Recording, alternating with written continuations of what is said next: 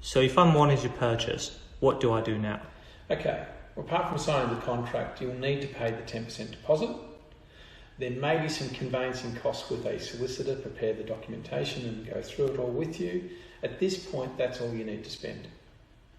What's the process to settle my property?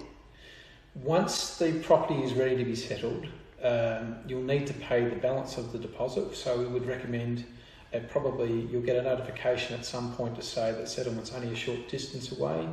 You would want to have your finance in place at that point so that everything is ready to go. And then on top of that, once you settle, there are some government charges and obviously the stamp duty that needs to be paid afterwards. So they would be added on at the end. What's the expected completion time? At this stage, we're looking at around mid-2021. So that's going to be middle of the year, 2021. What are the other costs in addition to the price of the property?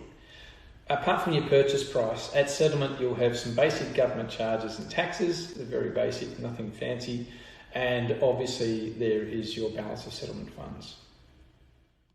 Is there a stamp duty applicable? There is stamp duty applicable. However, for those purchasing right now, there are some savings can be had for purchasing at this stage of the development. So you'd need to investigate that yourselves.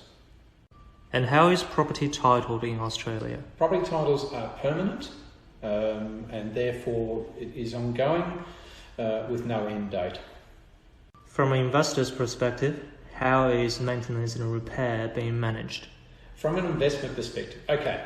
So if you're leasing your property out, the general day-to-day maintenance of the property always falls upon the owner. However, if there was damage to the property, we'd highly recommend you have landlord's insurance. If the tenant has caused some sort of damage, you have a way of claiming it back again.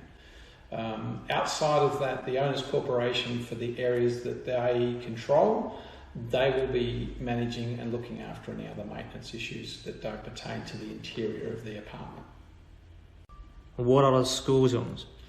There are two. Mount Albert Primary, believe it or not, I'm an ex-student from Mount Albert Primary. My son went to Mount Albert Primary, so I can highly recommend it. It's actually one of the top schools in their location, in fact, one of the top schools in Victoria. The second is the secondary college, which is Coonung Secondary College that my son went to, and I can highly recommend that.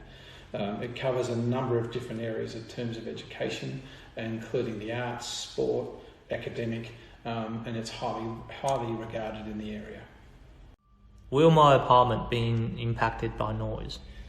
We have an acoustic engineer who is attending to that side of the building, and that includes double glazed windows, insulated walls, and other facilities.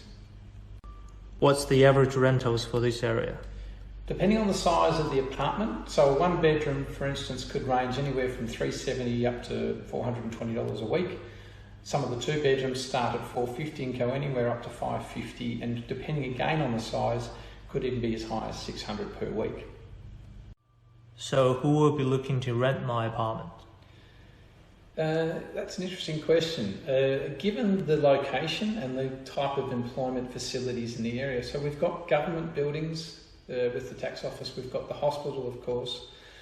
You've then got educational facilities close by, and you've got a major Box Hill transport hub which services most of Melbourne. Your tenant could be from anywhere from a doctor, from a nurse, from anyone working at the hospital, from business people working close by in the government buildings. It could be students, it could be just local people looking for a quality building to be able to lease. Because of its location and because of the outlook, the views obviously are going to come into this. So it is an outstanding building in an outstanding location, one that's very hard to replicate.